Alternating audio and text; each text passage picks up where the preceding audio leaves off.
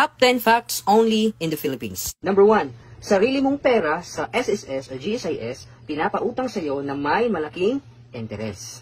Only in the Philippines. Mataas ang standard pero mababa ang sahod. Only in the Philippines. Mahirap makapasok o makakuha ng trabaho kung walang backer.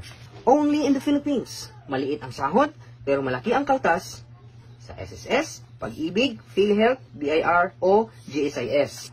Only in the Philippines pa rin. Pag late ka, kaltas. Pero pag nag-overtime ka, thank you lang yung ibibigay sa'yo. Only in the Philippines. Kasama sa requirements ang physical appearance, dapat maganda, guwapo, sexy o macho. Tapos meron pang age limit at height requirement. Only in the Philippines. First-time job seeker, hinahanapan ng experience. Only in the Philippines. Kukuha ka ng valid ID, pero hahanapan ka pa ng valid ID rin.